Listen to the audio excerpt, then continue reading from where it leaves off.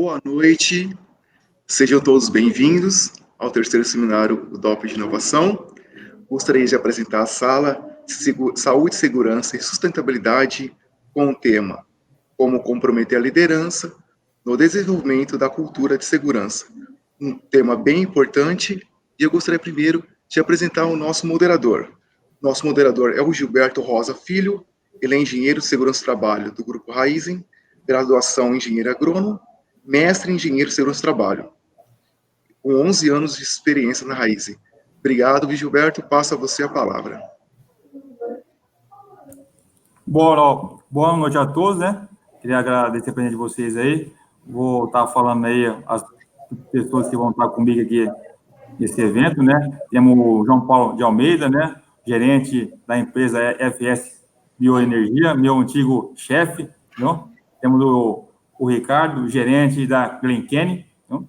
E temos o Marco Roberto, que é engenheiro de segurança da Bioenergética Aroeira.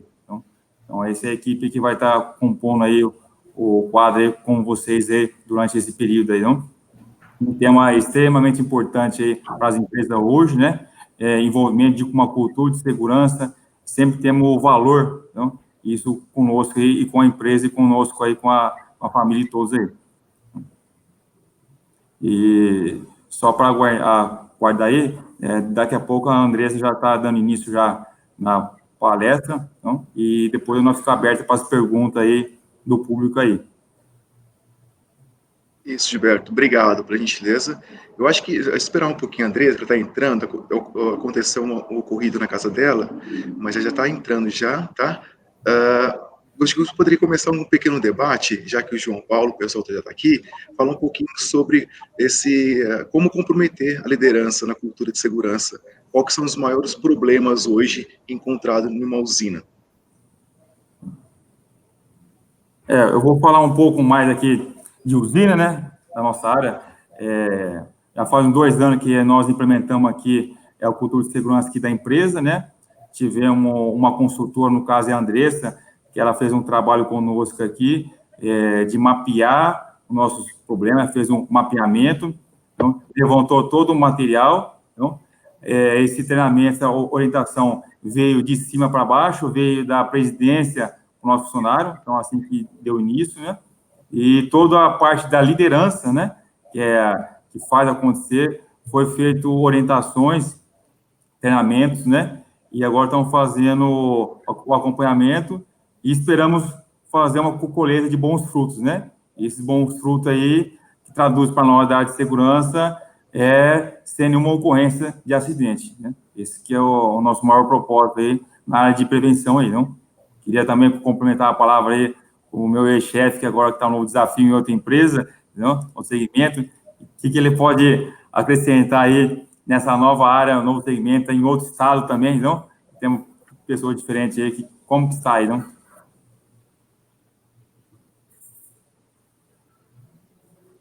O áudio, João. Boa noite, Giba, obrigado pelas palavras. Giba, boa noite, todo mundo. Bom, em relação ao que o Felipe tinha comentado, Felipe, a importância do comprometimento da liderança, né, para a formação da cultura de segurança, assim, como mesmo a Andressa nos ensina, né, a Andressa, eu acho que todo mundo que trabalha com segurança tem a Andressa como referência, como ela nos ensina. Quando você vai falar em segurança, não tem como você não pensar na palavra cuidar. E se essa palavra não tiver dentro daquilo que a liderança tenha como missão de fazer, cuidar de pessoas, isso não tem como a segurança prosperar dentro de uma organização, porque o líder, a liderança, ela vai formar opinião, a liderança é responsável de levar para toda a frente de trabalho o que a empresa tem de expectativa de como deve ser realizado o trabalho. Então, é uma peça fundamental dentro dessa estrutura de formação da cultura de segurança, ou migrado um estágio de cultura de segurança para outro, o líder é uma peça fundamental nesse processo. Então, cada vez mais, as empresas estão buscando, e principalmente, né, o SESMIT, de maneira geral, das empresas, das usinas, estão se capacitando para essa nova tendência, para essa nova visão, né, Muitos chamam isso de Safety 2, seja o nome que você queira dar, mas a cultura de segurança é fundamental e a participação da liderança ela é ímpar neste processo, entendeu? E agora a Andresa chegou, acho que ela vai conseguir continuar. Deixa eu dar uma boa noite para a Andresa. Tudo bem, Andresa? Tudo bem? Obrigado pela gentileza. Tudo bom, viu? Obrigado. Uns eventos atrás ao DOP, o João já tentou chamá-la. Nosso evento não conseguimos. Dessa vez eu consigo, né, João? A palavra do Gilberto também. Agradeço a gentileza, viu, Andresa? A palavra é com você, viu? A sua palestra, fica à vontade. Legal. Bom, pessoal, boa noite. Eu vou só fazer uma apresentação da Andresa aí. Eu já conheci ela, tive o prazer de participar de treinamento com ela, né? É sensacional. Ela tem 18 anos de experiência na área de segurança, não só aqui em nível de Brasil, como nível exterior. É autora aí de 6 livros, né? Sempre na parte de cultura de segurança, voltado nessa área. Então, creio que vai ser bastante válido aí para vocês aí. Fique à vontade aí, explore bem o assunto aí. Muito obrigado aí a todos aí. Obrigado, Andressa. Legal. Obrigada, boa noite para todo mundo. Prazer estar aqui com vocês para a gente falar de um assunto que eu, assim, sou uma apaixonada: cultura, liderança, performance de segurança. E esse é um assunto que ele está totalmente interligado, e entender essa relação é fundamental para a área de segurança, né? Não só para a área de segurança, mas para qualquer organização, né, que quer se desenvolver em segurança, ter segurança como um valor. É fundamental entender a dependência que existe nessa relação entre cultura, liderança e performance de segurança. Então, vamos lá, vamos seguir essa apresentação. E para a gente poder começar, eu gosto muito de começar falando sobre o que é segurança. Por quê? Porque a gente que anda, né, muito pelo Brasil, fora do Brasil, por muitos anos, né, ocupei posições na América Latina e até global na área de segurança. Nessas andanças todas, uma das coisas que sempre me intrigou foi o que é segurança. Né? Por quê? Porque para muitas pessoas, segurança é o que? A área de segurança. Né? Eu me sinto seguro quando eu tenho alguém da segurança por perto. Ou segurança para mim é um checklist, é um procedimento. Ou se a gente fosse para o Google e perguntar: Google, o que é segurança? O Google vai dizer: olha, é um conjunto de normas, procedimentos, práticas para evitar acidentes, né? Mas o que é segurança para você? Às vezes as pessoas me perguntam, né, como que a gente pode acessar a cultura, né, de uma maneira simples? Eu costumo dizer que 3 perguntas são fundamentais: o que é segurança? Para quem você faz segurança? E o que você faz quando ninguém está olhando? Então, o que é segurança para você? E segurança precisa ser entendido como uma escolha que se transforma em uma atitude, quando repetida se converte em um comportamento, e se esse comportamento estiver alinhado com as suas crenças e valores, isso vai se tornar o quê? Um hábito. Mas que hábito é esse? Eu não consigo tocar na mão da segurança, não é mesmo? Mas eu consigo escolher praticar o cuidado. Então, o que significa segurança? Segurança significa cuidado. Esse é o significado. É eu escolher cuidar de mim, e depois que eu cuido de mim, eu aprendo, né? E eu não posso só cuidar de mim depois que eu aprendi sobre o cuidado. Eu vou cuidar de quem está por perto, de alguém que é conhecido, desconhecido, mas de pessoas que podem precisar do cuidado. E eu vou estender o cuidado, porque o cuidado é contagiante, porque o cuidado não reconhece hierarquia, não é mesmo? Então, segurança é cuidado. A gente precisa ter essa clareza. Por quê? Porque o cuidado consegue conversar com as minhas crenças mais profundas. E o cuidado também consegue conversar com os meus valores. Eu já trago ele comigo, na verdade. Né? A gente traz ele até como um instinto. Então, segurança precisa ser entendida. As pessoas precisam tocar na segurança como um cuidado. Enquanto as pessoas estiverem tocando na segurança como um pedaço de papel que eu assinei, né? Ou como um certificado, ou como um equipamento de proteção, ou como um cinto de segurança, ou como uma área, elas não entenderam ainda do que a gente está falando. Então, é fundamental, quando a gente quer entender sobre cultura, quando a gente quer alavancar performance e quando a gente quer engajar líderes, tudo isso passa pelo primeiro nível de entender o que é segurança. E depois de entender o que é segurança, vem a minha segunda pergunta aí para vocês. Qual é, né, a missão da segurança? O próximo slide. Qual é a missão da segurança? Para quem a gente faz segurança? Já parou para pensar nisso? Por que a gente faz segurança? E no mundo inteiro eu tive a oportunidade de tocar nisso. A gente faz segurança para as pessoas poderem voltar para casa. Essa não é a missão romântica da segurança, né? Eu gosto de dizer isso, porque parece romântico isso, né? Parece muito emocional isso, mas a gente só faz segurança para as pessoas voltarem para casa, para eu voltar para casa todo dia, para você voltar para casa todo dia. É isso, para você voltar para casa no horário combinado, porque quando isso não acontece, é ali que acontece a tragédia, quando você não volta. E o propósito que me traz aqui nessa noite é porque quando você volta para casa, você é insubstituível lá. Você precisa voltar. E muitas vezes a gente anda com uma régua de importância no bolso, né? Eu me lembro de estar numa fábrica um dia e ver uma situação super, assim, perigosa, cheia de riscos ali, e o colega que estava comigo falou, não se preocupa não, quem vai trabalhar ali é um terceiro. E eu fico me perguntando, sabe, e se fosse o seu pai? Como você gostaria que tivesse aquela área? Será que você faria alguma coisa diferente? Se fosse alguém da sua família, será que você cuidaria de uma maneira diferente? Então, nós precisamos não ter régua. É para todos. Nosso propósito é que todos voltem para casa. Não adianta só a nossa equipe voltar para casa, só a nossa unidade voltar para casa. A gente precisa contagiar todo mundo, para que as pessoas queiram voltar para casa, para que elas entendam que existe um grande desafio no Brasil, que é voltar para casa, né? E é isso que eu quero falar no meu próximo slide. Ou seja, qual é o tamanho do desafio? Por que esse fórum é importante, né? Por que a gente precisa falar sobre isso? Porque no Brasil, a cada 48 segundos, um trabalhador não volta para casa no horário combinado. Façam as contas, em média, são 626 pessoas que não voltam para casa no horário combinado a cada 8 horas. E a gente não sabe quantos desses se tornaram incapacitantes permanentes, tiveram uma incapacitação permanente.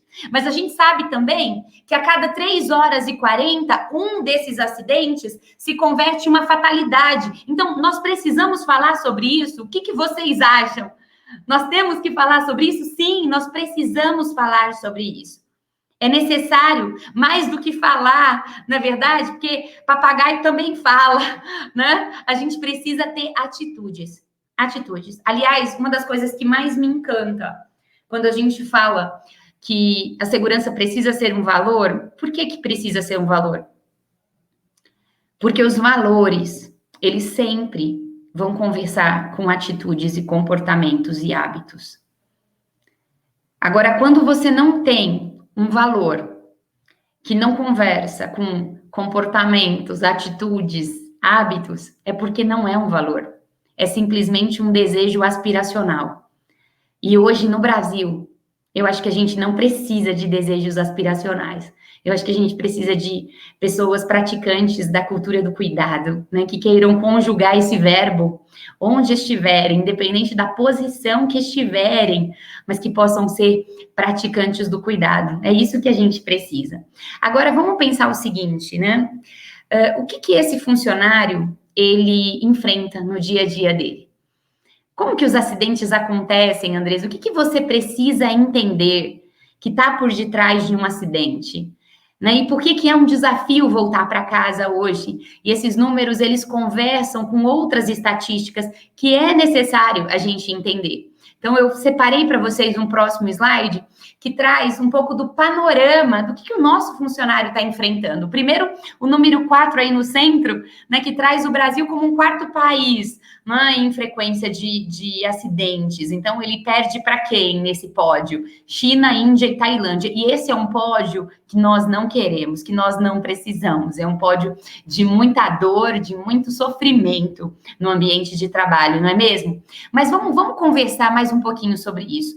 O que o nosso trabalhador, ele vem para o trabalho, como que é a tomada de decisão? Gente, né, eu adoro ler e quem escreve normalmente lê bastante, né? Eu estava lendo alguns artigos de neurociência esses dias, e em torno de 60% a 70% das nossas decisões, e aí sendo muito light, tá, nos 60% a 70%, são emocionais, de cunho emocional. O que está por detrás das emoções de um brasileiro hoje?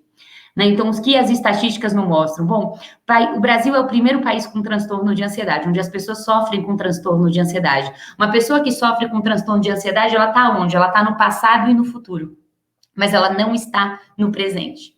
Quantas vezes você foi investigar um acidente, você teve ali, né, conversando com aquele acidentado, e ele falou para você, eu não me lembro do que aconteceu.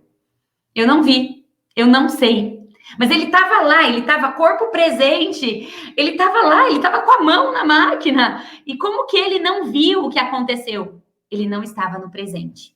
Depois, o 5º país em depressão. Saúde mental. A gente tem falado tanto disso. Existem estimativas que falam que até 2030 nós vamos ter até mais de 60% da nossa força de trabalho, do nosso absenteísmo vai estar relacionado a isso. 8º país em suicídio. A gente tem 16 milhões de brasileiros desempregados. A nossa relação com o emprego mudou. Antes a gente tinha o cabeça de família, que era o maior responsável, né, pelas contas de uma casa. Hoje a gente tem o arrimo de família. Como que funciona isso? Né? Como que o arrimo de família se relaciona com o trabalho? Ele simplesmente não pode perder aquele emprego. Você já conheceu alguém assim? Que não pode perder aquele emprego. Então, ele vai fazer exatamente o que mandarem ele fazer. Porque ele precisa. Porque ele sabe o que aquele emprego significa para ele. Bom, 37% das mulheres brasileiras, antes de virem ao trabalho, já foram hostilizadas, verbalmente, fisicamente, antes de vir ao trabalho. Alguém deixa a vida na catraca? Dá para dizer, ó, agora eu vou ser seguro? Né? Agora eu tenho aqui uma série de regras, e aí já começa uma grande diferenciação que a gente tem que fazer entre comportamento e cultura. Porque comportamento eu posso definir padrões comportamentais. Então, olha, da catraca para dentro, segura no corrimão. Da catraca para dentro, por favor, não fale no celular, andando. Não tecle andando no celular. Agora, cultura vai além disso. É mais do que ter um funcionário que seja seguro. É ter um cidadão que seja seguro. Um cidadão que consegue dar conta disso. Ele consegue entender tudo isso. A gente gasta em torno de 10 bilhões de previdência com acidentados. A cada 48, 49 segundos acontece um acidente. 7% dos brasileiros têm problemas com drogas. Como que é vir ao trabalho e ter um tema com um filho que tem más amizades, que está com problema? 15% tem problema com alcoolismo. Os acidentados são jovens, eles têm em torno de 30 a 34 anos, 56% deles são homens. Nós precisamos entender isso para falar de segurança, para entender a dimensão da cultura e por que a gente precisa de cultura, porque ninguém vai deixar a vida na catraca. E você não adianta você pensar em práticas robóticas, a gente precisa de práticas humanizadas que toquem o cidadão. Aí eu coloquei alguns outros dados aqui para trazer essa pesquisa para vocês, né? Olha, o Brasil, ele é o 2º país onde as pessoas mais investem seu tempo nas mídias sociais, o que para nós pode ser uma oportunidade, é também um grande desafio, né? Traz aí algumas dores importantes, conversa muito com transtorno de ansiedade, com depressão, com foco, com atenção, com mão e mente na tarefa. Outro tema interessante, nós somos o país que está no ranking, né, na posição número 78 em produtividade humana. E é interessante esse estudo que foi conduzido, né, por um consultório de recursos humanos, e eles falam o seguinte, olha, por que o brasileiro está nessa posição? Primeiro porque ele não gosta do planejamento, e aí a gente olha para os acidentes que ocorreram por falha de planejamento, e aí eles tiveram viés de pressa, de improviso, de exceção, de autoconfiança, de presumir, não é mesmo? A gente consegue entender esse idioma, faz sentido para a gente. Mas esse estudo vai um pouco além, ele diz o seguinte, olha, além da gente estar nessa posição e não curtir muito planejamento, a gente também tem nas nossas frentes de trabalho um camarada que se chama Salvador da Pátria. E é muito cômodo ter o Salvador da Pátria com a gente. Porque ele resolve, porque ele se arrisca, porque ele faz. E e é ele que se acidenta. Às vezes as pessoas me perguntam quem é a pessoa que se acidenta. Eu vou dizer para você, é o seu melhor cara que vai se acidentar. É o cara que vai fazer. É o cara que está com a camiseta vestida, que é extremamente comprometido, sabe? É ele que vai. Mas, além disso, é preciso entender também que se isso está acontecendo no ambiente de trabalho, o que acontece no trânsito? Acontece no trânsito, a cada 15 segundos a gente tem um acidente. 60% do SUS, esse é um dado que eu peguei o ano passado no Fórum Nacional Rodoviário, e eu fiquei, assim, impressionada com esse dado, ele me tocou muito, que fala sobre a ocupação do Sistema Único de Saúde. E 60% do Sistema Único de Saúde é ocupado por acidentes no trânsito. Nós precisamos falar sobre isso, senhores. Acidentes no trânsito hoje consomem 15% do nosso PIB. 93% das pessoas envolvidas em acidentes de trânsito são pessoas de baixa renda, que precisam trabalhar. Então, eu quero que a gente se relacione com essas pessoas. A gente está numa era onde a gente está falando tanto de empatia, né? São essas pessoas. E muitas vezes a gente não consegue se relacionar com as pessoas. A gente não entende quais são os gatilhos que levam a desvios comportamentais. A gente só sabe dizer no final de uma investigação, de uma ocorrência, que foi comportamento inseguro ou que foi falta de percepção de risco. A gente precisa ir além disso. Se nós queremos ter uma cultura forte de segurança. Se nós queremos realmente tocar no cidadão e não só tocar no funcionário. E aí são jornadas, estradas diferentes. E a gente precisa entender isso para você poder eleger qual é o caminho que você vai. Agora, vamos para frente. Eu gosto de dar todo esse panorama para a gente poder discutir agora. Né? Quando eu vou explicar qual é a relação entre liderança, performance e cultura de segurança, eu preciso fazer o caminho de onde nascem essas ocorrências. Onde nascem os acidentes? Você já fez esse caminho? Né? Onde que eles nascem? Poxa, quais são as referências que a gente tem, que nós precisamos respeitar, né? E que trazem para a gente insights muito importantes, muito interessantes. Então, vamos lá. Onde nasce um acidente? A primeira referência que a gente tem é o Frank Bird. Antes do Frank Bird, a gente tem o Heinrich, que fez essa pergunta. Essa pergunta não é minha, essa pergunta não é sua. Acho que uma das primeiras pessoas que fez essa pergunta foi o Heinrich, ele que era estatístico, que trabalhava numa companhia de seguros. Ele queria saber, né, onde que nascem as ocorrências. E ele fez um estudo amostral, a amostragem dele não foi tão substanciosa, mas em 1962, o Frank Bird também, como estatístico, fez a mesma pergunta, fez uma amostragem estudando quase 2 bilhões de acidentes de 198 companhias. E aí ele chegou numa relação interessante. Existe um caminho para um acidente. Existe um caminho para um acidente sério, fatal. E a relação que ele chegou, eu gostei muito, acho muito interessante, né? Que antes de um acidente sério, fatal, esse acidente já aconteceu antes 600 vezes. Em que formato? No formato de quase acidentes. Pequenas ocorrências que não geraram perda, que não geraram dano, mas geraram um susto ali, uma marca. Marcaram aquela pessoa. Esse ano eu fui envolvida num acidente para investigar de uma queda de uma pessoa que caiu, né, de mais de 4 metros, na verdade. Ele estava arrumando um ar-condicionado e ele quis fazer parte da investigação. Imagina, ele caiu dessa altura, ele estava sem nenhum EPI, ele teve traumatismo craniano, ele teve hemorragia, ele fez uma cirurgia na cabeça, ele ficou 72 horas em coma pós-cirúrgico. E quando ele voltou, estava lá em recuperação, ele pediu a minha visita. Ele falou, olha, ela vai investigar? Deixa ela vir aqui, eu quero conversar com ela. E quando eu cheguei na sala, no quarto dele, ele falou para mim assim, olha, que bom que você veio, Andresa, mas eu vou dizer um negócio para você. Eu não me lembro do acidente. Eu não me lembro nada. Aliás, assim, o pessoal que estava comigo acho que já te contou o que aconteceu, né? Mas eu queria conversar com você porque tem algo que não sai da minha cabeça. Eu falei, o que aconteceu? Ele falou, olha, eu fiz a mesma atividade do mesmo jeito nos 2 dias antes do acidente. Então, aquele era o 3º dia que eu estava fazendo a atividade daquele jeito. Mas no segundo dia, aconteceu um negócio interessante que não sai da minha cabeça. Eu escorreguei lá de cima. Eu escorreguei, mas eu consegui me equilibrar ali. E eu olhei para baixo e falei, meu Deus, se cair daqui só por Deus, hein? E eu queria te contar isso. O que é isso, Andresa? O que é isso, senhores? São os quase acidentes.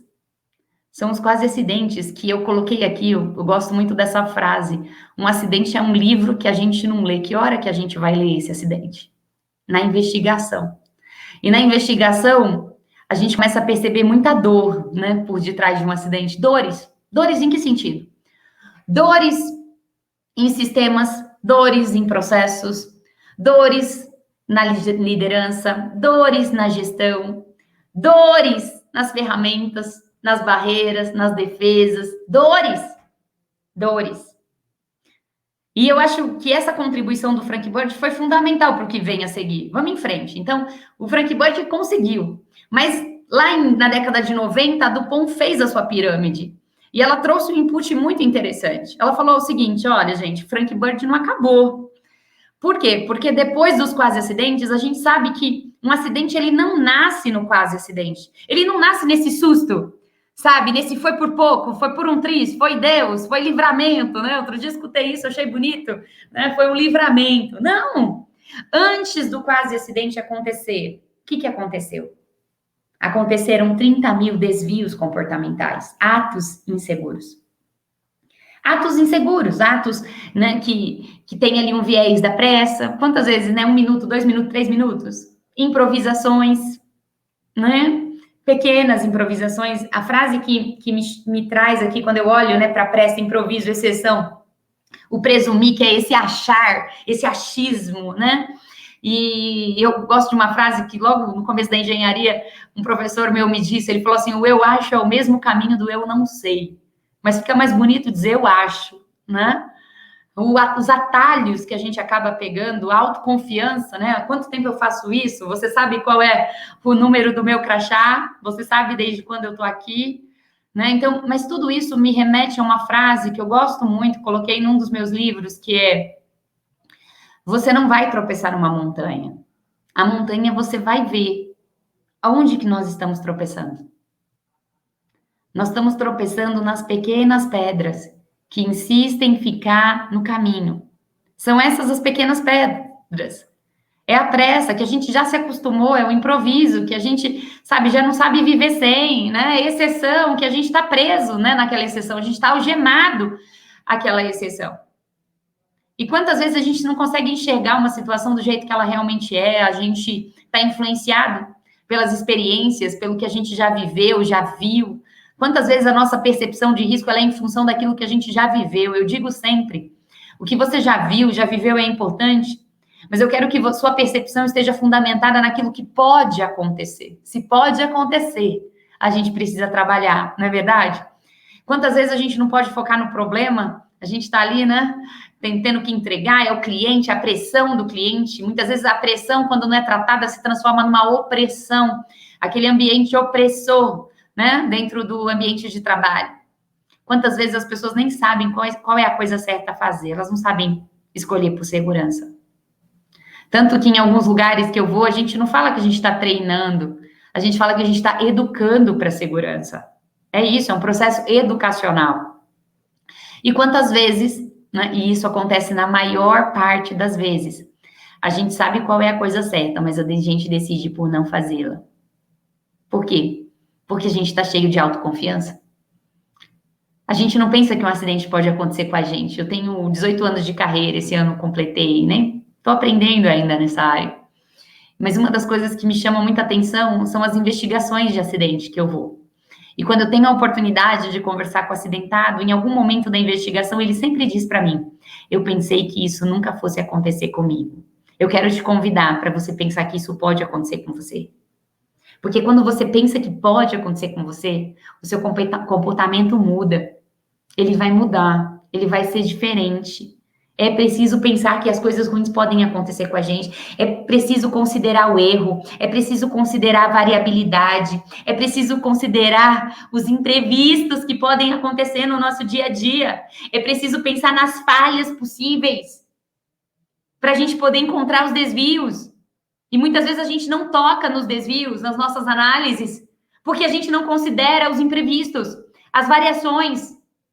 Mas vamos em frente, vamos lá, depois da Dupont, o que a gente tem, né? A gente tem a psicologia da segurança, que traz o seguinte, olha, os desvios comportamentais, né? Eles podem ser ativados. Isso mesmo, lembra que eu falei para você que as nossas decisões são emocionais? Então, sim, o ato inseguro, ele pode ser ativado. E ativado por 4 gatilhos, né? Os safety triggers da segurança. Quais são? Psicológico, pensamentos, sentimentos e emoções. Eu perdi meu pai faz 2 semanas. Como que tá a minha cabeça?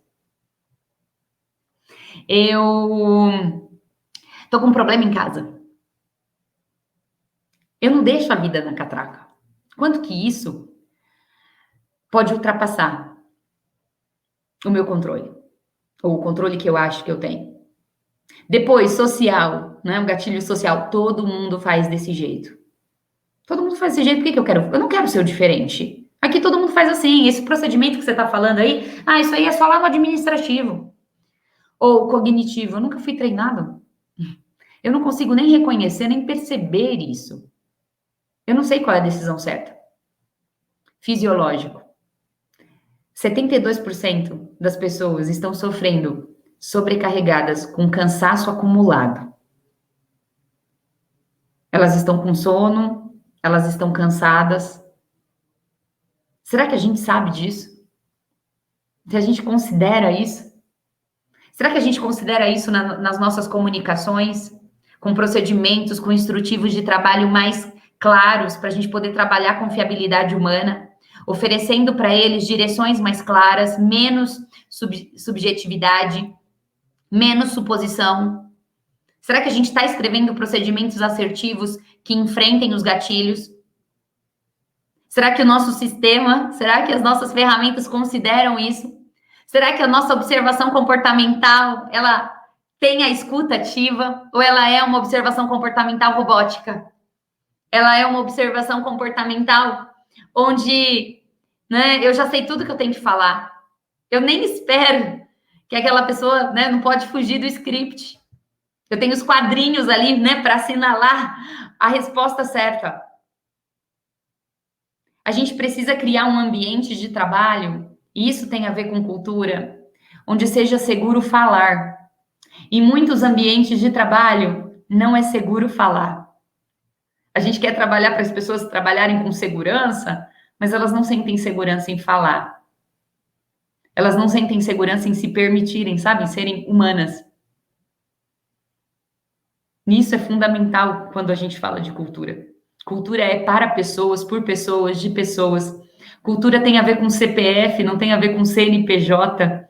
E quantas vezes a gente está esperando do CNPJ, sendo que você é a pessoa que vai fazer a diferença aí. Mas vamos lá, vamos em frente. Depois dos gatilhos comportamentais, vamos lá. É interessante isso, né? A mesma psicologia que traz o gatilho, ela também traz o seguinte, olha, você sabia que esse gatilho, ele pode ser identificado, ele pode ser trabalhado, ele pode ser controlado, a gente pode ter barreiras para identificá-lo, para interpretá-lo, para agir e para que diminuir, para mitigar o efeito do gatilho. Mas isso depende do quê? Depende das crenças. Em que as nossas pessoas acreditam? Quais são as verdades profundamente enraizadas nas nossas pessoas? O que elas pensam sobre segurança? E aí eu separei algumas para vocês, né? Vamos para o slide seguinte, onde eu quero mostrar para vocês, olha, a gente tem crenças, né? Que se não for seguro, não faço. Eu adoro essa crença. Outro dia eu estava dentro de uma mineradora e eu li assim, se não for seguro, não faz. E isso é muito forte quando a gente pratica isso de verdade, quando isso é genuíno, sabe? E outras crenças, né? Aprendi que todos os acidentes podem ser evitados, todas as tarefas podem ser realizadas de maneira segura. Não existe trabalho mais urgente nem mais importante que não possa ser realizado com segurança. Esse trabalho não existe. Não existe um trabalho que qualquer um pode fazer. Esse trabalho não existe. Agora, quantas pessoas estão amparadas em verdades que são limitantes? Por exemplo, um acidente nunca vai acontecer comigo. Você sabe há quanto tempo eu tô aqui? Eu sempre fiz assim, quer saber mais? Todo mundo faz desse jeito e nunca aconteceu nada. Ah, você quer saber mais? Fazer com segurança demora muito. Fazer com segurança custa caro. Quantas verdades profundamente enraizadas. pensamentos. E as pessoas têm argumentos, né, para explicar a negação da segurança. E nós não vamos poder quebrar essas crenças, não podemos pegar um trator, né, uma máquina e querer passar por cima das crenças, porque não funciona desse jeito. Nós não podemos quebrar as crenças de ninguém. É preciso ressignificar, é preciso reciclar os pensamentos das pessoas, apresentando para elas, não, uma nova verdade. Mas isso só é possível reciclar, ressignificar com demonstrações de compromisso visível, com constância, com coerência. Sabe por que muitas pessoas não abandonam seus pensamentos limitantes? Porque elas não percebem coerência, porque elas não percebem verdade. Então elas não acreditam. E se elas não acreditam, se elas possuem incertezas, elas vão continuar se apegando naquilo que sempre deu certo na cabeça dela. Agora vamos lá, vamos para frente. As crenças são reflexos do quê? Você já parou para pensar? Aquilo que você acredita é reflexo do quê? É reflexo dos seus valores. Isso mesmo. Os seus princípios norteadores de vida. Os nossos valores. E sabe, primeiro que os valores, então, eles sempre são fundamentados em atitudes, em escolhas, em comportamentos, em hábitos. Então, quando não é um valor, você já viu que tem uma diferença entre valor e desejo aspiracional. Valor é transcircunstancial. O que significa algo que é transcircunstancial? Significa que, independente da situação, de que horas for, de para que cliente que for, você não vai negociar seus valores. Você entendeu agora por que segurança precisa ser um valor? Mas a gente só vai conseguir transformar segurança em valor se você entender que segurança é um ato de cuidado. É um ato de cuidado. E que cuidar significa cumprir. Cuidar significa usar. Cuidar significa estender a mão. É isso. Valores não se negociam. São transituacionais, transcircunstanciais, individuais. Você traz o seu. Você pode aprender sobre um novo valor? Pode. Leva tempo. Por isso que a transformação da cultura, ela leva tempo.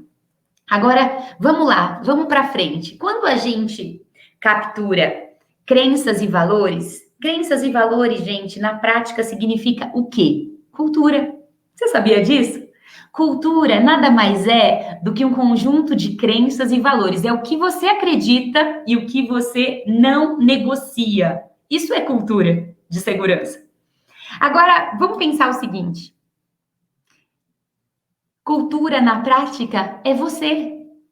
A gente consegue, né, mostrar a nossa cultura onde? Com as nossas escolhas, com o nosso comportamento, com as nossas atitudes, com os nossos hábitos. Por isso que as nossas escolhas, as nossas atitudes, os nossos comportamentos, os nossos hábitos é reflexo do que eu acredito e do que eu não negocio. Isso mesmo. Agora, vamos pensar o seguinte. Quando a gente olha para a cultura, é importante a gente entender qual é a história da cultura de segurança. Vamos mais um slide? Eu gosto disso, eu gosto de trazer essa história. Onde que surgiu, né, a cultura de segurança? A cultura de segurança surgiu há 36 anos atrás. Vocês sabiam disso? 36 anos atrás. E pela máscara você já consegue fazer uma referência. Sim, eu estou falando que cultura de segurança aconteceu pela primeira vez, essa palavra, né? Isso começou a ser estabelecido a partir do acidente, né? Incidente, porque às vezes temos essa terminologia, do acidente de Chernobyl. Isso mesmo, 36 anos atrás, né? E essa máscara traz isso pra gente. E lá, a Comissão de Energia Nuclear, né, quando investigou o acidente, chegou à conclusão que não foram só processos que falharam, não foi só gestão. Temos processos, temos sistemas, temos ferramentas sofisticadas para fazer segurança. Mas as pessoas não estavam lá. Não estavam lá com suas crenças, com seus valores. Elas não entenderam do que a gente estava falando de segurança. Então, o que adianta, né? Muitas vezes nós falamos disso em algumas culturas burocratas, onde parece seguro, sabe? Parece seguro por quê? Parece seguro porque você tem o sistema, porque você tem o processo, porque você tem as ferramentas, porque você tem os profissionais de segurança. Mas por que não é seguro? Porque as pessoas não acreditam, porque não tem credibilidade, porque não tem trânsito, porque não tem espaço. Então é importante a gente voltar em Chernobyl para você entender, né, que isso foi descoberto de uma maneira reativa, dentro de um dos piores desastres que o ser humano já viveu. 2 bilhões de pessoas foram impactadas nos próximos 100 anos e 100 milhões de pessoas morreram por conta de Chernobyl. Então é importante a gente entender isso. Eu até vou pedir para passar os próximos slides, né, que eu trouxe algumas imagens e tudo mais para a gente, e esse incidente é uma grande referência para a gente. Agora, vamos lá, vamos para frente. Quando a gente fala de cultura, existem 2 métricas consagradas, né? A primeira métrica do Hearts and Minds, que surgiu lá em 87, né? Foi criado pela Shell, depois disso, o Instituto de Energia de Londres, junto com a Universidade de Londres, continuaram e aí pulverizaram essa ferramenta que é extremamente conhecida, e a metodologia da DuPont, que foi lançada pela curva de Bradley, ok? Essas métricas são possíveis, com essas métricas é possível a gente poder o quê? Dimensionar cultura. Qual é o nível de maturidade da sua cultura? Isso mesmo, da sua cultura. E aí, quando a gente junta toda a população de uma unidade operacional, de uma unidade administrativa, a gente consegue dizer qual é a cultura daquele lugar, ok? Por quê? Porque a gente tem métrica disponível para isso. Eu vou mostrar aqui a métrica do Hearts and Minds. Pode passar mais um, por favor? Essa aqui é 86, tá, gente? Falei 87, 86. E eu gosto muito dessa métrica, porque, primeiro, ela é muito simples, muito clara, né? E eu quero trazer aqui para você poder olhar o seguinte: qual é a sua cultura?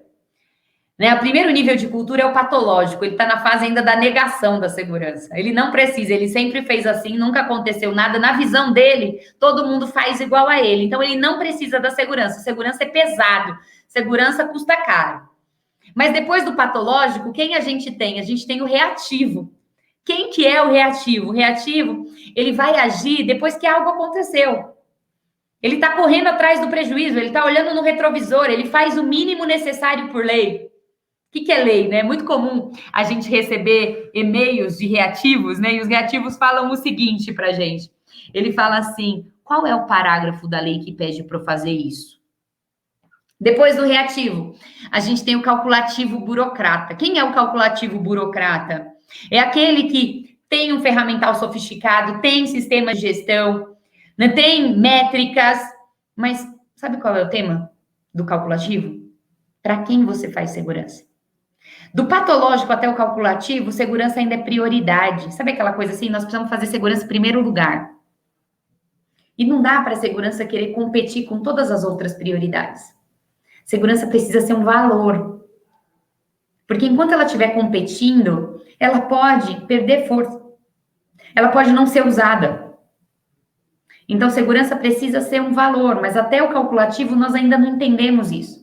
Até o calculativo é interessante, porque o calculativo, ele não se sente responsável pela segurança dele. Então, ele delega a segurança. A gente tem uma área de segurança, eles que têm que cuidar da nossa segurança. Então, segurança dentro da organização, numa cultura calculativa, ela é uma entidade. É entidade de segurança. Eles que têm que cuidar. Eles que têm que se responsabilizar pelo acidente. Eles que podiam ter feito alguma coisa e não fizeram. Então, a gente está delegando o cuidado. Depois do calculativo burocrata, e aqui é um tema, porque a gente tem muita consolidação de cultura parada no burocrata calculativo. Eu me lembro, porque eu tive um acidente assim, numa unidade que estava há 5 anos sem acidente, e era uma unidade de grau de risco 4 também, e eu me lembro que quando nós fomos lá, porque era uma unidade que, nos sistemas, né, ela era uma unidade era uma unidade benchmarking, assim, muito boa de segurança. E quando a gente foi para acompanhar a investigação, eu me lembro que um chefe meu, um VP, quis ir comigo, e a gente chegou lá nessa unidade, E ele falou, olha, gente, eu estou preocupado com vocês, porque nos sistemas vocês tinham todas as ferramentas, vocês cumpriam com todos os requisitos, as avaliações de vocês eram excelentes. Como que esse acidente aconteceu? E aí, a moça da RH levanta a mão assim e fala, Senhor, sabe o que aconteceu aqui? Sabe o que aconteceu aqui, Senhor? Nós nos acostumamos com indicadores melancia. O que é um melancia, gente? Ela falou assim, sabe? Se você perguntar para a gente se a gente faz, a gente faz. Se o Senhor perguntar como a gente faz, é uma outra história. Quantas vezes nós estamos acomodados com indicadores melancia, de ferramentas que não estão conseguindo nos trazer nada. Nós precisamos romper com os indicadores melancia. Para quem você faz segurança? Indicadores melancia é só para cumprir o PowerPoint, para o PowerPoint ficar verde. Para na reunião a gente passar, ufa, segurança, passou. E é interessante quando a gente vai investigar um acidente de um burocrata calculativo. Eles tinham um ferramental de classe mundial de segurança que não conseguiu. Barreiras e defesas que não conseguiram. E muitas dessas barreiras estavam sendo mal utilizadas, mal interpretadas, prostituídas. Permissões de trabalho feitas de dentro do escritório no 23 graus Celsius.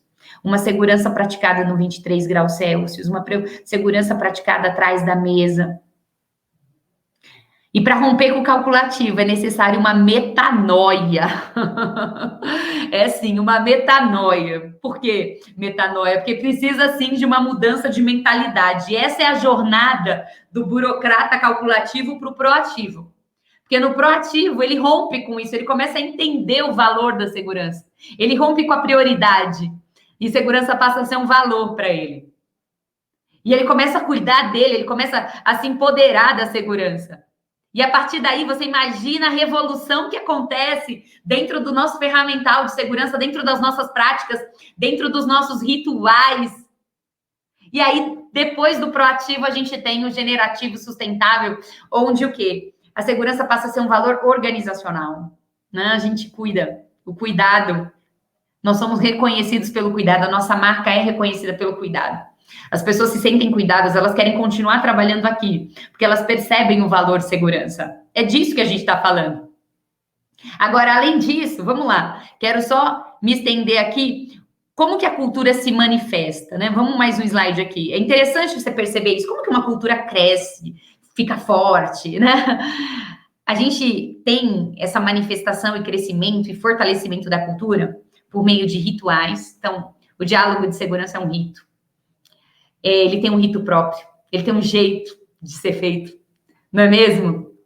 Ela se fortalece pelos treinamentos, pelos comitês, pelas inspeções, em tantas atividades, pelas análises de risco. São rituais que a gente tem. Depois dos rituais, pelos heróis, nossa liderança que é inspiradora, nossa liderança que é multiplicadora, que é porta-voz, que é cumpridora. Depois, a última camada, sabe aonde que eu e você, a gente pode tocar na cultura? Pelos símbolos. Então, o que você tem no seu ambiente de trabalho? Os EPIs, os EPCs, a comunicação de segurança, um ambiente organizado, um 5S, está comunicando segurança, é um símbolo de segurança. Uma máquina protegida, um botão de emergência, são símbolos. Agora, o que o nosso ambiente está dizendo? Porque do mesmo jeito que o ambiente pode dizer sobre segurança, porque os símbolos estão ali manifestando isso, os símbolos também podem manifestar a falta da segurança.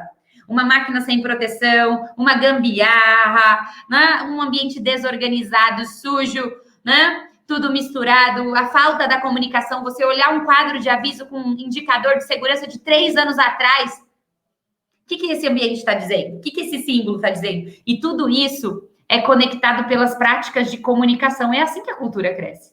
Eu até deixei no próximo slide exemplos para a gente, né? A gente pode olhar a cultura cristã, por exemplo. Qual é o valor central da cultura cristã? Fé. Qual é o valor central da segurança? Família, vida, cuidado. Esse é o valor central. Esses são os princípios norteadores que fazem com que as pessoas escolham o cuidado. Agora, vamos lá. Quando a gente olha para a cultura, a gente tem, em média, 26 rituais de segurança. A gente tem os cultos cristãos. Depois disso, temos os heróis. Na cultura cristã, você tem Jesus, né? Lá na nossa cultura de segurança, nós temos a liderança, média e alta liderança. E aí, alguns símbolos que eu deixei para vocês. Mas vamos para frente. Uma coisa importante para você entender sobre um ambiente que tem uma forte cultura de segurança. É um ambiente onde as pessoas falam sobre segurança. Então, você tem aí, nesse gráfico, né, os incidentes diminuem, mas o reporte continua. As pessoas continuam falando, elas se preocupam, elas levantam a mão, elas querem contribuir, elas querem continuar construindo essa cultura, que não termina, né? Não tem um ponto de chegada. É um trabalho contínuo, todo dia, toda hora, todo lugar, com qualquer pessoa. E, por último, para fechar, né? Quando a gente fala de cultura, quem é o porta-voz da cultura num ambiente de trabalho? Vamos pensar nisso? A gente está aqui fazendo o caminho. Onde nascem as ocorrências, senhores? Onde nascem as ocorrências? É o líder quem traz a cultura. É ele quem fala, é ele quem divide suas crenças, seus valores. É ele que, com suas atitudes, escolhas, comportamentos e hábitos, consegue mostrar o que ele realmente acredita sobre segurança e o que ele valoriza na segurança. Então, por isso que, se me perguntam onde nascem os acidentes, é importante nós olharmos para o líder, para o seu comportamento, para as suas práticas, para como ele se comporta. Ele é um porta-voz, ele é um portador, ele é um multiplicador, ele é um inspirador, ele é um exemplo, ele é um cumpridor da segurança, ele acredita nas nossas regras, nos nossos procedimentos. Ou simplesmente ele fala, na outra empresa que eu trabalhava, não era tão forte assim, mas aqui, ó, você sabe, né, esse pessoal da segurança, o que o líder fala ou não fala é diretamente proporcional à cultura de segurança que a gente vai ter. E a cultura de segurança que a gente tem, que a gente pratica. A forma como a gente faz as coisas, porque em algumas definições, cultura é a forma que a gente faz as coisas. Vai mostrar pra gente qual é a performance de segurança que a gente tem. São as nossas formas, são as nossas escolhas. Então, queria deixar essa mensagem para vocês. Quando a gente olha para a cultura de segurança, onde que nasce essa cultura? Essa cultura não nasce por osmose, né? Mas ela vem do líder. E é interessante pensar nisso daqui, olha, como que o líder pode influenciar na redução da acidentalidade. Olha essa pesquisa da BST que fala o seguinte, se a liderança estiver envolvida, a gente pode reduzir, em média, 40% da acidentalidade. Se a gente decidir não trabalhar com a liderança e só com a linha de frente operacional, olha só, gente, a nossa redução. Então, a gente precisa parar com movimentos bidê, né, de baixo para cima. A gente precisa de movimento chuveiro na cultura de segurança, de líderes empoderados, que vão dar o tom da segurança, que vão mostrar o caminho da excelência em segurança para a gente. E nós, profissionais da segurança, nós precisamos estar preparados para deixar de existir. Deixar de existir.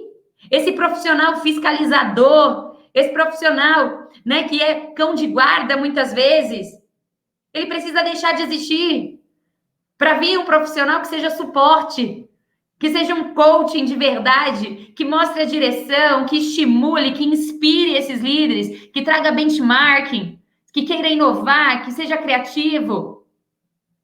Nós temos espaço para esse profissional, é desse profissional que a gente precisa. Um resolutor de problemas complexos, um cara empático, humano. É isso. Agora, vamos lá. Dentro dessa cultura e até para mostrar para vocês, né, por que é do líder que provém a cultura, vamos para mais um dado. O líder também pode ser um quebrador de cultura. Do mesmo jeito que ele pode fortalecer a cultura, ele pode quebrar a cultura. Sim. Por quê? Porque ele é um tomador de decisão. Principalmente a média liderança. Aliás, as pessoas me perguntam, né, onde que eu começo um programa de liderança? Liderança média. Eu tenho dinheiro para investir, onde que eu invisto? Liderança média. Começa na liderança média. Capacite a liderança média. Por quê? Porque 88% das decisões são tomadas pela liderança média. Será que eles estão tomando decisões com segurança ou eles estão tentando, sabe, sustentar um prato ali de segurança em primeiro lugar? Ou de fazer mais segurança? E uma hora um prato desse vai cair. Mas se ele entender o valor, lembra do valor? Lembra do transcircunstancial? Ele vai fazer. E muitas vezes a gente está, né, com um gatilho muito para alta liderança. A alta liderança ela toma 11% das decisões. É importante, mas a abordagem com a alta liderança é diferente da média. A média nós precisamos capacitar. A média nós precisamos acompanhar. A média nós precisamos desenvolver. Estar ali, juntos. Não podemos nos ausentar da média liderança ainda. Agora, vamos para frente. Né? Eu quero trazer para vocês aqui o entendimento da agenda tradicional de segurança. E até por que a gente fala de cultura e por que muitas vezes você pode falar, poxa, mas agora falar de cultura, né? Por que muitos momentos alguns têm essa percepção de que, poxa, tá na moda falar de cultura. Sabe por que tá na moda falar de cultura?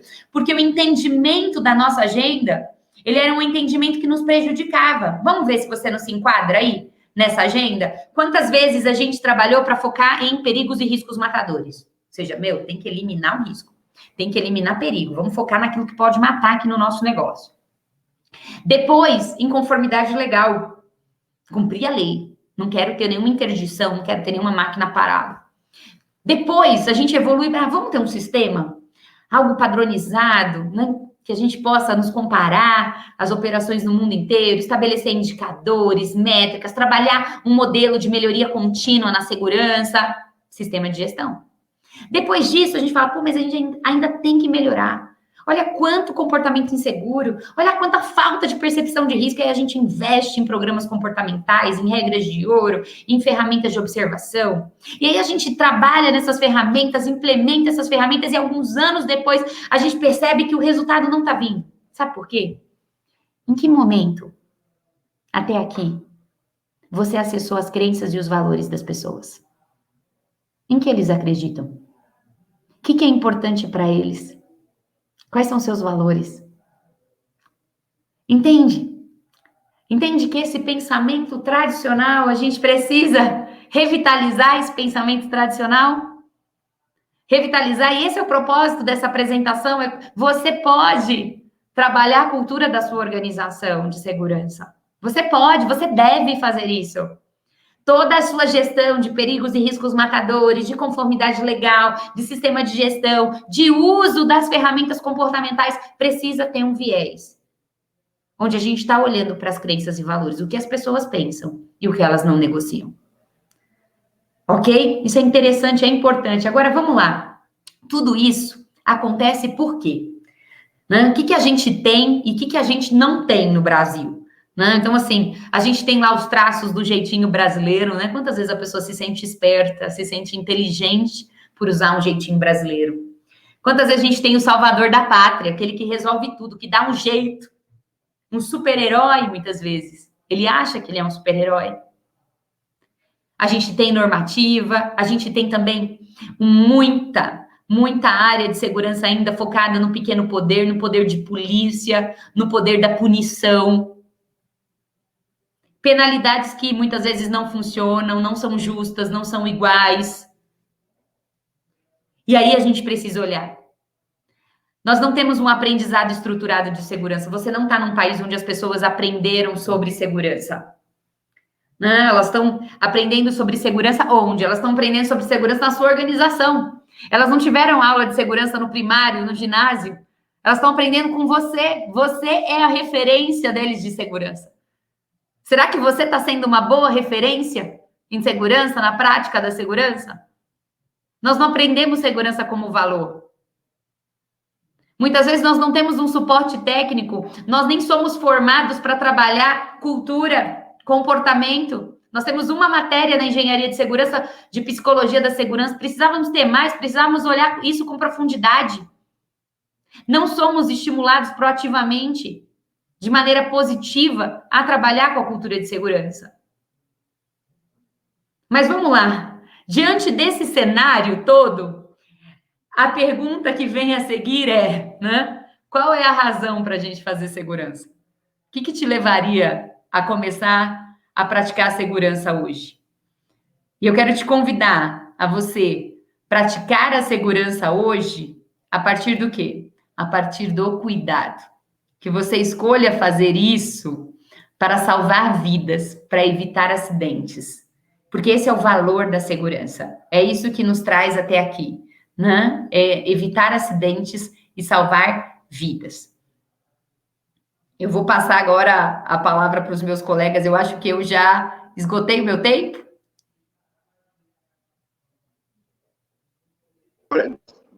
Sim, 45 minutos, mas está tão excelente que nós estamos vidrados aqui na palestra. Excelente palestra. Muito, muito bom. Viu? Passo a palavra para o moderador, para o Gilberto, para a gente começar um debate. Oi, André, tá show de bola, né? Pode ficar até a noite aí, não?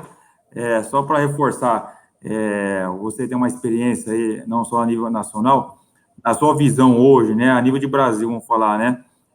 Como as empresas hoje, elas estão na cultura de segurança, né? É um tema, né?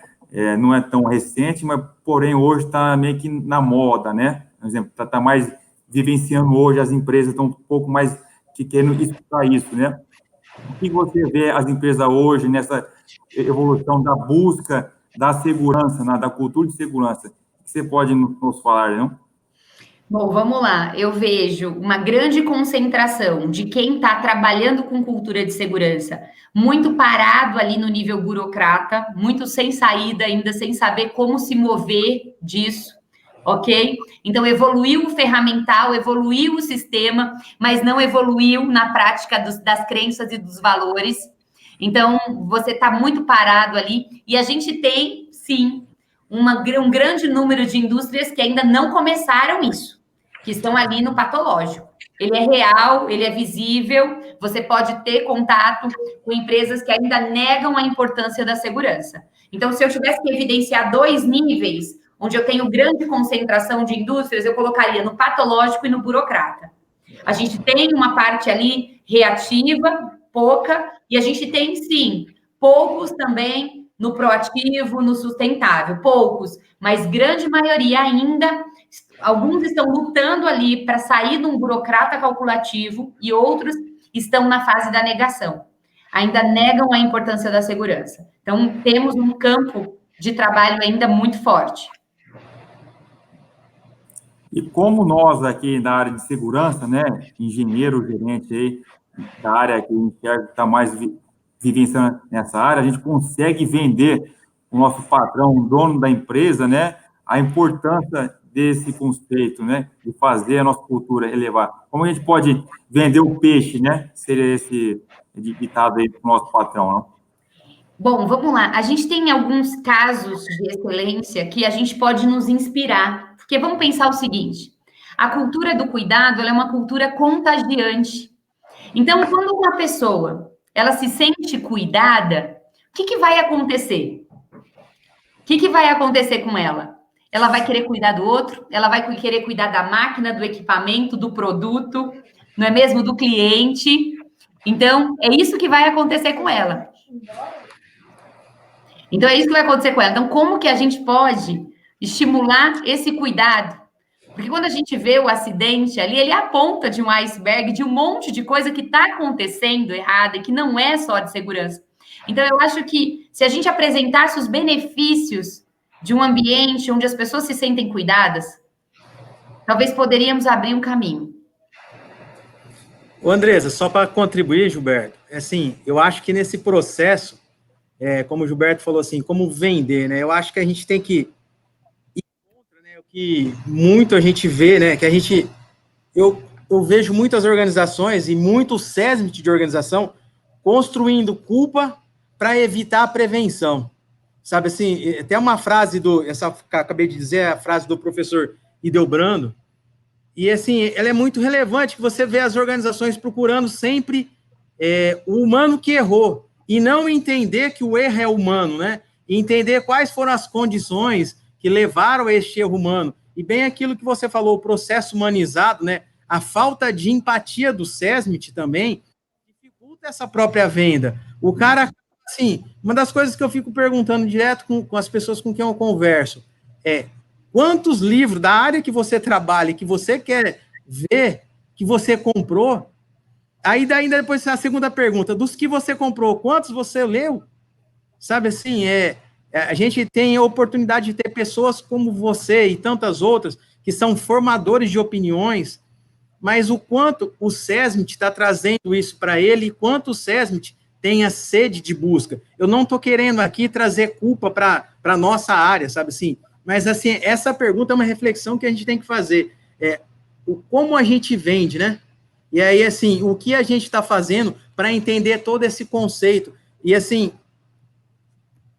é fato notório, se você pegar investigações de acidente, como você disse, das investigações de acidente que a gente vê, a maioria delas, quanto tem empatia? Você está sempre procurando um culpado. Se você pegar 99% dos planos de ações das investigações de acidente, vai estar lá, treinamento. Então, teoricamente, remetendo que o culpado foi o trabalhador, que não cumpriu um procedimento, e não vão entender qual que foi, no momento que ele passou a catraca, o que ele deixou para trás, né? Então, assim, esse conceito que eu fico muito preocupado hoje, quando a gente vai falar assim, como nós, profissionais do SESMIT, que nós seremos a mola propulsora para essa liderança se empoderar e transformar as culturas de segurança, como que está sendo essa nossa capacitação? Que eu vejo hoje muitos fóruns discutindo, né? Cultura de segurança, Safety 1, Safety 2, e aí fica aquele negócio, mas o quanto na prática você está trazendo isso para dentro de casa, né?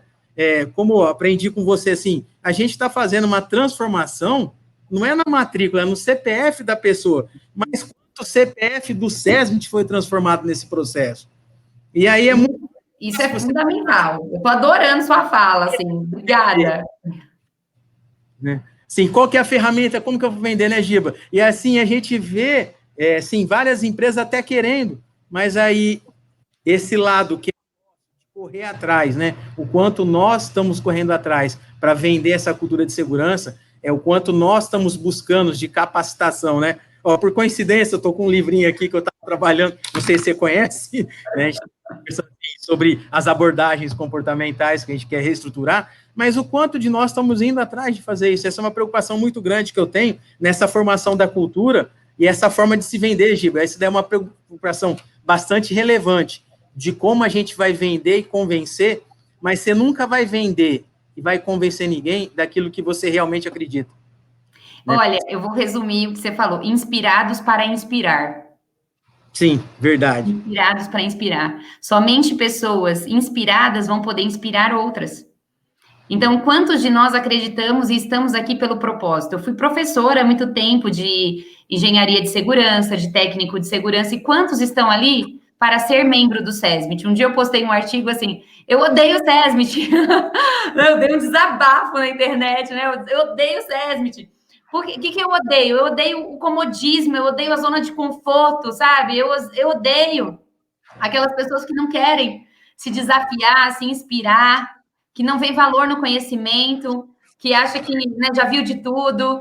A gente tem, sim, né, como mudar esse status quo do Brasil. Tem, né? É só a nossa abordagem que precisa mudar. Mas para isso a gente precisa, né? Einstein já falava, resultados iguais com atitudes iguais. Né? Se você quiser um resultado diferente, alguma coisa diferente você vai ter que fazer. Será que a gente está disposto a romper e a se transformar?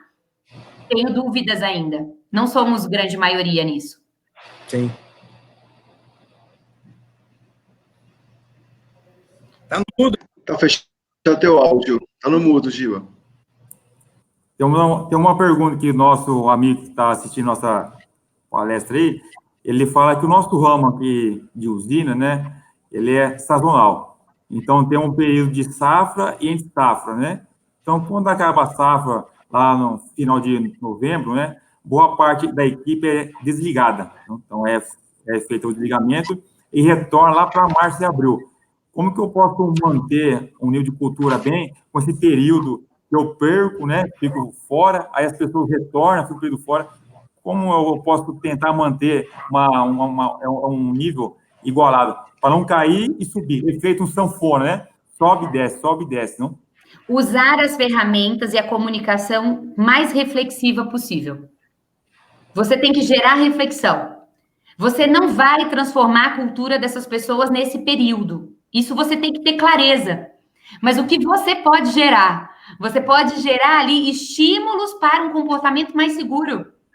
Entende? Para um questionamento, para uma reflexão. Então, usar ferramentas, diálogos de segurança, com perguntas reflexivas, com histórias, né? O storytelling, muito fundamental aí, as perguntas reflexivas, para a gente poder gerar experiência de aprendizado.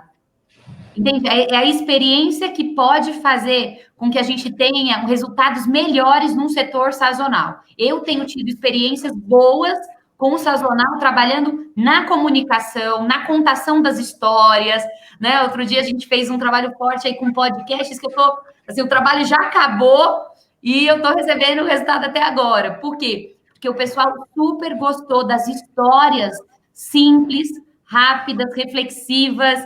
Então, entenda que o ser humano, a gente se encontra onde? Numa boa história.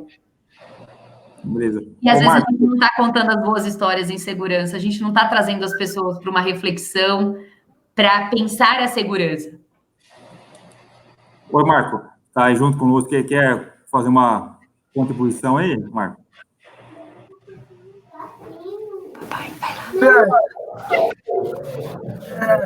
Que eu sempre falo, né, numa entrevista de emprego, nessa empresa que eu estou atual, 6 anos, né, está fazendo agora em setembro, o diretor perguntou para mim assim, o que você acha que dá certo para fazer saúde e segurança funcionar? Eu falei, a minha opinião pessoal, primeira coisa é os acionistas. Você é um dos donos? Sim. É você querer. Se você quiser que segurança e saúde funcione, o seu gerente vai querer, o seu supervisor vai querer, o seu encarregado, o seu líder, e assim por diante. Por quê? Tem a questão comportamental na minha visão técnica, né?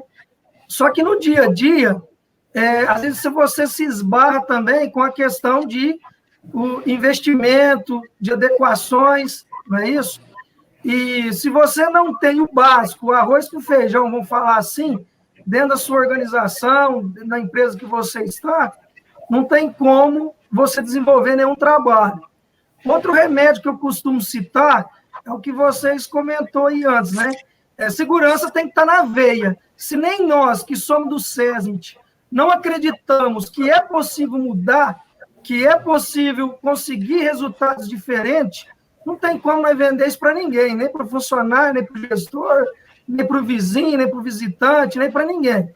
Então, assim, a pessoa tem que estar sempre desenvolvendo conhecimento, benchmark, trocando experiência, procurando desenvolver e passar isso de N forma, né, para a gestão macro, para isso que venha, igual a Vanessa falou, de chuveiro, né, que a diretoria venha assumir isso.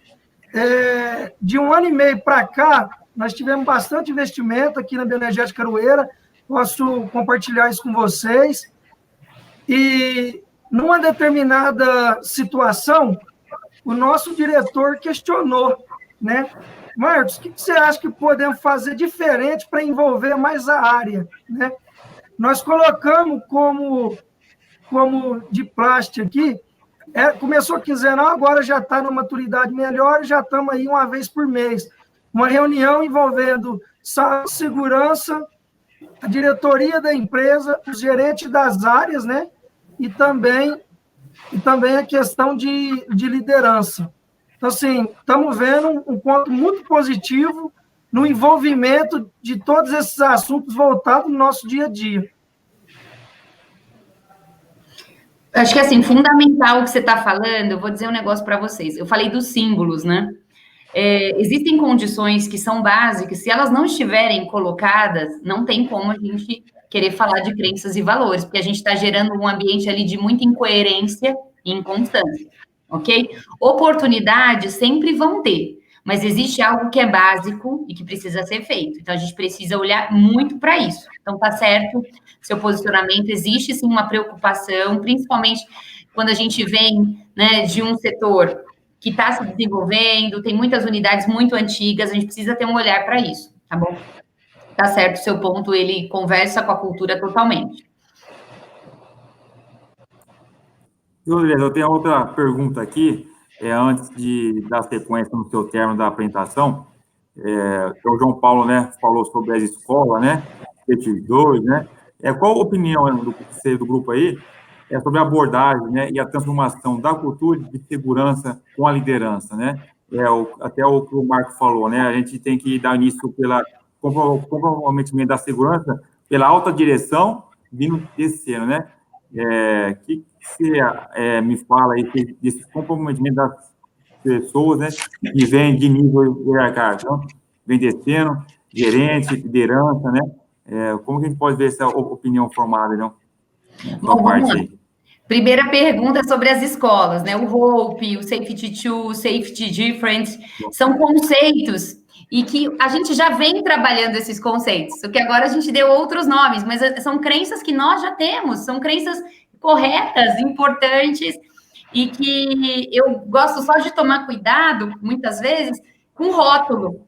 Então, são conceitos que nós já acreditamos, nós não pensamos diferentes, né? E aí a gente, às vezes, tem rótulo. Então, tomar cuidado só com rótulo, acho importantíssimos conceitos, e são conceitos que a gente já trabalha, que a gente já incorpora, e que tem tudo a ver com transformação de cultura.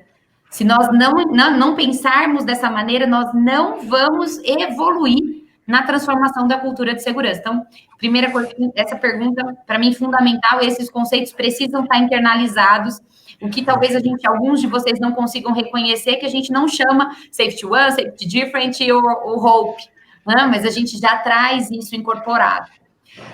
Outra coisa importante, né? Como fazer esse cascade? Gente, precisa, né, do engajamento e de um trabalho constante com a liderança. Muitas vezes, o que eu percebo é que a gente, né, teve um determinado momento na história da segurança que a gente falou, não, a liderança é responsável pela segurança. E a gente entregou o bastão. E a gente entregou sem preparar. Sabe quando a ferramenta chega antes da competência? Então, chegou a segurança e não chegou a competência da segurança.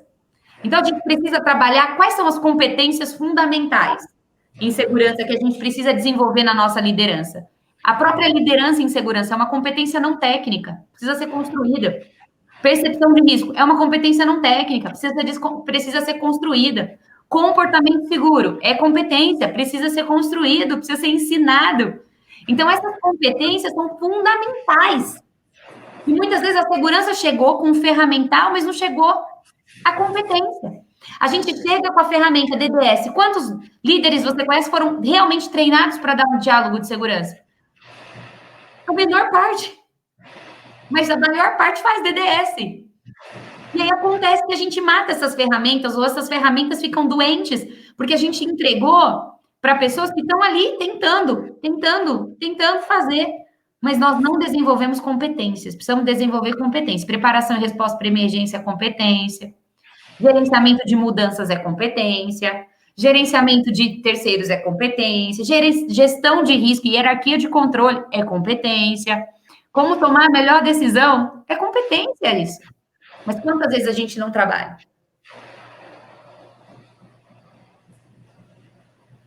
Boa, Andressa, foi ótima a abordagem, né? Temos que avaliar a nossa liderança para realmente ele pode fazer esse papel do que ele foi comprometido. A gente joga um fardo muito grande nas costas dele e também depois não consegue carregar, né? E a gente espera muito dele, né? Fala um pouco mais de nível, né? Se a gente chegar num ponto e perceber que tem alguém do nosso time, da equipe, né? Que realmente não comprou a ideia, não está com cultura de segurança, né? O que eu devo fazer, né? Que ferramenta que eu posso fazer com ele, né? Até se o Ricardo quiser contribuir com algo aí, para a gente chegar no nível de empresa, porém tem alguém que está remando junto, né? E tem meia dúzia lá que parece que torce contra. O que eu posso fazer nesse nível aí? Até o Ricardo quiser dar uma contribuição firme aí, nesse ponto aí. Vocês estão me ouvindo? Sim. Sim. Bom, o que a gente tem feito é acompanhado bastante as lideranças no campo, né, que a gente chama de safety coaching. A gente acompanha o pessoal, tira as dúvidas e tem essa percepção se eles estão realmente afim de entrar e participar e e contribuir, ou se eles estão ainda resistentes, né? E aí a gente tenta tratar essa forma, essa resistência deles, e se não consegue, aí fica para o gestor dele tomar a decisão, né? Mas tem o coach, tem a gestão de consequência, o treinamento das lideranças. Então a gente tenta sempre tratar dessa forma para a participação deles, né? Através de liderança, das reciclagens anuais, o acompanhamento na área, tirando as dúvidas na aplicação das ferramentas. Dessa forma a gente consegue integrar eles um pouco mais. Eu vou trazer uma contribuição aqui, vai. Temos odiadores da segurança? O que você perguntou? Temos odiadores da segurança? Os odiadores? Olha, declaradamente não, mas a portas veladas eu tenho certeza que temos, hein? Temos sim. Temos 20% de odiadores. Pessoas que não querem se permitir se transformar. Né? Então, a gente sabe que desses 20%, 17%, as práticas que o Ricardo trouxe, a gente consegue, né? Consegue trazer, consegue entender qual é a causa raiz, né? Daquele pensamento, daquela crença, daquela negação, né? Porque o odiador, ele tem o quê? Uma negação da segurança. Mas 3%, gente, 3% se aplica um princípio de que segurança é condição de permanência no trabalho. Não é verdade? São pessoas que elas são mais perigosas que as onças, que os porcos do mato das nossas fazendas, são mais perigosas que todos os tipos de energia que a gente tem, são pessoas perigosas, mais perigosas que a altura, que o espaço confinado que você tem gente mais perigosa que o produto químico que você utiliza. Né? Então, para essas pessoas, segurança é condição de permanência no emprego. Então, a gente, né, precisa, sim, cuidar dessas pessoas. E cuidar dessas pessoas significa, né, deixá-las ir. Por quê? Porque elas precisam de uma reflexão, elas precisam, né, entender que aquele comportamento pode matar ela ou matar um outro colega, uma equipe inteira. Então, são pessoas que não são bem-vindas dentro das nossas operações. 3% é o que a gente perde numa transformação de cultura de segurança. Obrigado, Andressa. Só uma outra perguntinha aqui, né? Você presta serviço consultoria em várias empresas, né? Tem algum caso, assim, não precisa citar, alguma empresa que comprou o seu trabalho, né? Só comprou, você foi lá, plantou a sementinha e depois a empresa nunca mais voltou. Você retorna com essa empresa depois de algum tempo, um período, perguntando se ela evoluiu, se ela precisa de um reforço, né? Ou precisa de uma vitamina, né? Ou não. Como que é esse trabalho? Às vezes a empresa quer investir, contrata e deixa lá, acho que isso vai andar para as próprias pernas, né? E até que ponto eu sei que eu estou andando, ou eu preciso retornar com uma consultoria, né? Para verificar o que eu estou fazendo de bom, o que eu estou fazendo de ruim, o que eu posso melhorar ainda, né? Bom, vamos lá. Quem está em transformação de cultura normalmente volta até 3 anos depois.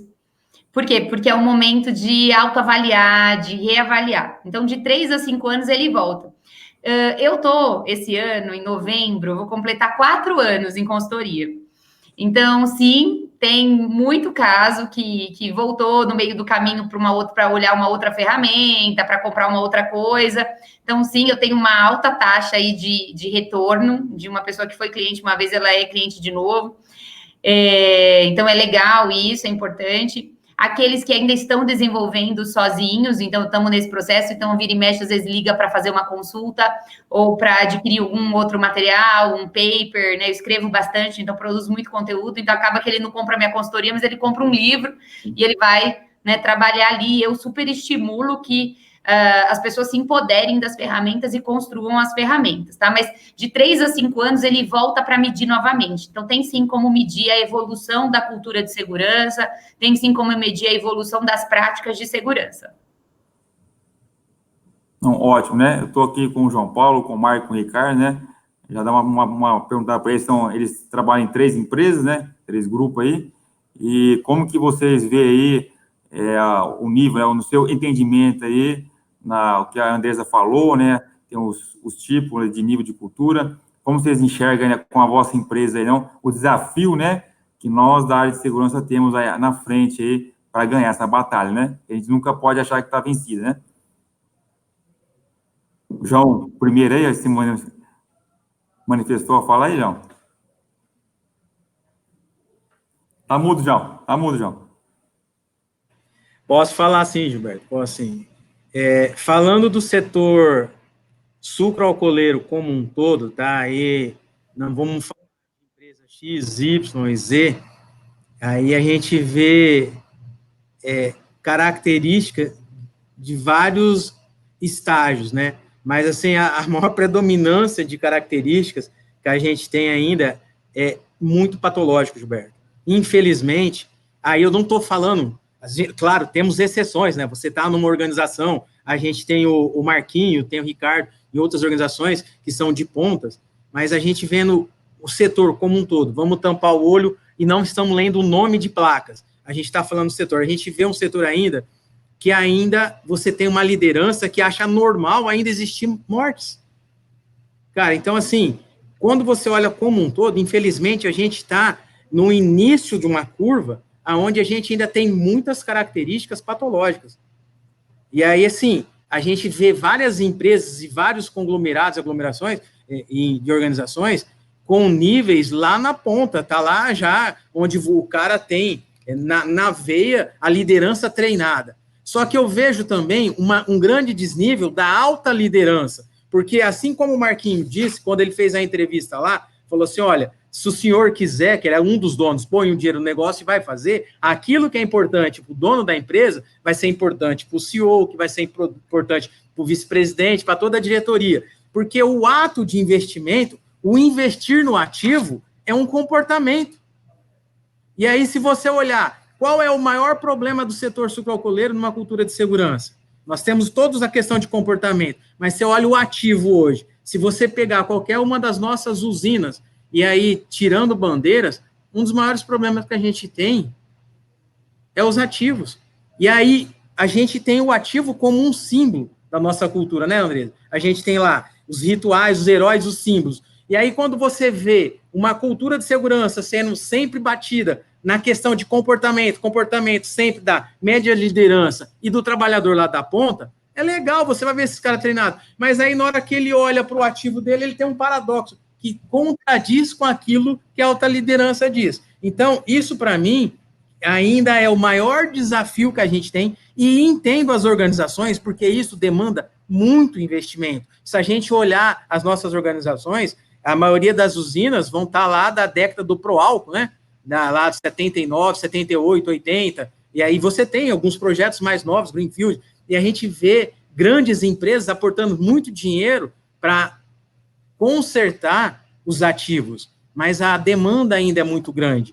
E eu acho que esse é um traço do nosso setor. Só que a gente tem, numa curva, uma história, se a gente olhar a história recente do setor sucroalcooleiro, uma evolução gigantesca, né? Você vai olhando assim, os próprios, eu sei que a gente tem que trabalhar em comportamento, e o resultado vai ser a redução do número de acidentes. Mas se olhar a redução do número de acidentes do setor sucroalcooleiro, ela tem sido incrível nos últimos anos, mas ainda estamos em números que são ainda assustadores.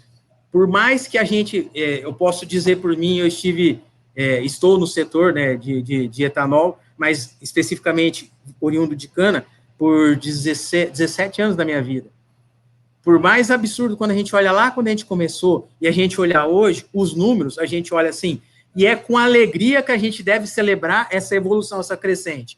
Mas quando a gente para e olha, especificamente o número de hoje, ele é triste ainda. Porque por menor que seja, uma pessoa que tenha morrido, essa uma pessoa está fazendo falta para o filho dela, para o marido dela, ela é pai de alguém, avô de alguém, o melhor amigo de alguém. Então, isso ainda assusta quando você olha os nossos números. Eu sei que são indicadores reativos, dependendo da forma que você olhar, ou pode ser proativo, dependendo de uma outra análise que você queira ter, mas esse é um índice ainda que assusta bastante. Mas o que eu acho que é bastante saudável são iniciativas como essa da UDOP, iniciativas do setor em querer crescer. Esse sentimento, e que é fomentado, sabe assim, há longos anos que eu vejo isso sendo fomentado pela UDOP, pelo Felipe, antes do Felipe, me fugiu o nome. Leandro. Pelo Leandro, olha, isso porque ele é meu amigo, eu conversei com ele esses dias. E assim, através do Salib, sabe assim, é uma cultura que tenha crescido, mas a gente tem que estar. E eu lembro quando eu era menino, tinha uma música que eu aprendi, que ela falava mais ou menos assim: os homens e seus espelhos mágicos. A gente tem que pegar um martelo e quebrar todo o espelho mágico, aquele que faz com que a gente se olhe e se ache mais bonito. E a gente olhe e veja quem realmente a gente é. Olhar na essência nossa, quem nós somos, olhar nas nossas dificuldades. E se apoiar em profissionais como você, Gilberto, como o Ricardo, como o Marquinhos, para que a gente leve essa tendência de fazer uma cultura de segurança baseado na realidade, daqueles números que a gente tem e na transformação de cultura dos nossos trabalhadores, baseado na liderança que vai vindo uma decisão da alta liderança. Eu acho que esse é o maior desafio. E aí sim a gente vai conseguir deixar esses traços, essas características patológicas para trás e vir nessa transformação de cultura. Não sei se eu falei, se a Andressa compartilha, o Ricardo, o Marquinhos. Com certeza, com certeza. Concordo. Ricardo aí, Marco. Pode falar, Marco. Concordo plenamente. Eu também estou um pouco mais de 17 anos no setor sucroenergético e hoje a gente pode contemplar, né, com aplausos aí, o que já melhorou no nosso segmento de usina. E eu falo sempre, eu já vi algumas organizações que escondem informações de nível de gestores e até nível de diretoria. O que eu estou falando para você? Se o gestor é quem tem que nos ajudar no dia a dia a criar essa cultura de saúde e segurança, então nós não podemos esconder informações dele. Desde aquela do jurídico, né? A questão de passivo, de reclamações, a questão de índice de acidente, seja lá a taxa de frequência e gravidade, que é o simples, né? A questão de, às vezes, tem RH que esconde a questão de auto de infração ou interdição, ou notificação de órgãos externos no arroz com feijão no dia a dia nosso aí, né? Então, assim, se você esconde isso e não compartilha com o nível de gestão, não tem como, você não sabe nem onde você quer chegar, como que você vai saber o caminho, né? Ou como chegar. Então, assim, hoje eu vejo que essas informações no nosso dia a dia, elas têm que ser transparentes dentro das organizações, lógico, com ética, né? Para poder não passar informação sigilosa para a parte externa, mas tem que ser tratado isso no dia a dia também, né? Índice de acidente, acidentes graves, né? Acidentes com danos materiais, desvios, isso aí tem que ser tratado no dia a dia, e transparente, né? Acreditar naquilo que você está falando e ser transparente, que é para poder, no nosso segmento, nós dar sequência. Ô, Gilberto, eu só queria acrescentar aí do que vocês estavam falando, a questão do líder médio, né? Uma das coisas que sempre quando eu vou conversar com a liderança, na questão do herói, né, eles na posição do herói, falar com eles o seguinte, falar assim, olha, o que vocês, quem está acima de vocês está cobrando de vocês no dia a dia, o que interessa saber dos seus liderados no dia a dia? Você pergunta de produção, você pergunta de qualidade somente, ou você pergunta de segurança também? Porque é o que o líder está pedindo, é o que o funcionário vai fazer de melhor. Então, se ele não tratar no dia a dia da segurança, se ele não pedir, se o líder médio não for pedido contas a ele também sobre a segurança que ele está exercendo sobre os liderados dele, não tem essa cultura, né? Ela se perde, como a Andressa falou aí, a competição, ela acaba sendo perdida, né? Eu vou falar um negócio para vocês, né? Outro dia eu estava no Energy Institute, eu fui falar lá em Londres sobre engajamento de liderança. E eu peguei a imagem de um sanduíche, que o líder médio, ele é a carne, o alface, ou tomate ou queijo, mas o fato é que ele está no meio desse sanduíche, não é não? Então, ele tem a pressão de cima, a pressão de baixo, por isso que a gente precisa exercer ali um desenvolvimento de competência, nós precisamos trabalhar junto com esses líderes médios. Esse Gemba Walk junto, sabe? Essa caminhada junto, né? Acompanhar uma sessão de feedback junto dele com a equipe, ensiná-lo mesmo a segurança. É fundamental, porque ele tem uma posição que ele tem que executar o prato estratégico, não um pouco do estratégico, né? O tático e o operacional. E é um prato muito difícil de comer dentro das organizações, porque o líder médio ele tem que resolver coisas de recursos humanos, ele tem que resolver coisas lá operacional, ele tem que trabalhar manutenção autônoma, olha quantos temas, né? E segurança. E quantas vezes ele é um odiador, muitas vezes, da segurança, ele é um negador. Por quê? Porque ele sente assim, estão me dando mais trabalho. Ele não sentiu que ele, enquanto exemplo, se ele for o exemplo de segurança, meu Deus, quanto que ele vai ajudar a gente? E entender que existe um idioma falado e um idioma que não é falado. Que o que ele fala está comunicando alguma coisa, e o fato dele não falar também está comunicando alguma coisa.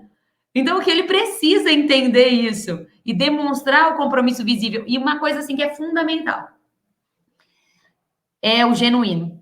O que é o genuíno, gente? Qualquer modelo de cultura vai trazer essa bendita dessa palavra. O que é o genuíno? É o verdadeiro.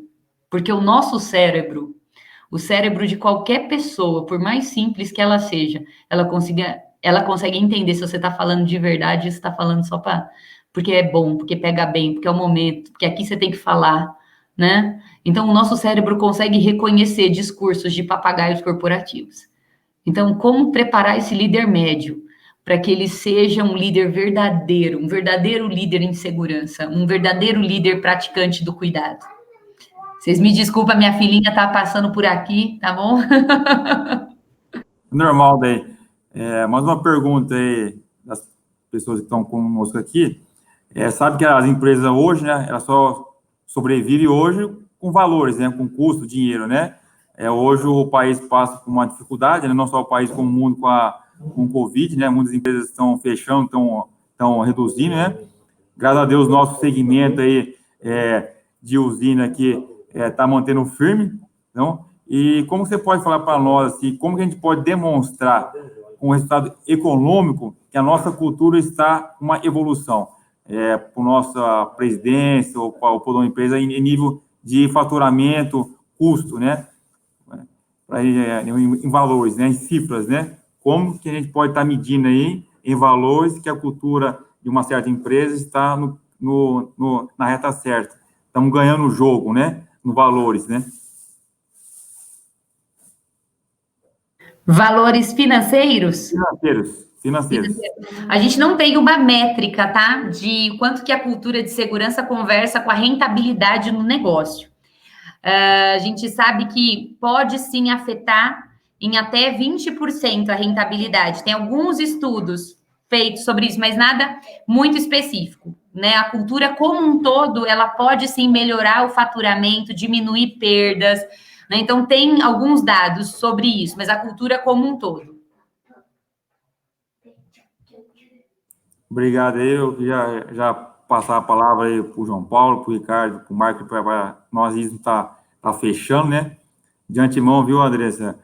Foi show de bola. Admiro muito o trabalho seu, né? Já tive o prazer de assistir para fazer treinamento, né? Tem um livro seu, não? Quem sabe a minha empresa volta a fazer mais treinamento, né? Conta lá para a gente estar mais junto aí, depois passar esse período aí. É muito bom a gente sempre atualizar a equipe da segurança como um todo, tem que fomentar essa prática, nós temos que comprar a ideia, então, e fazer com que isso aconteça, né?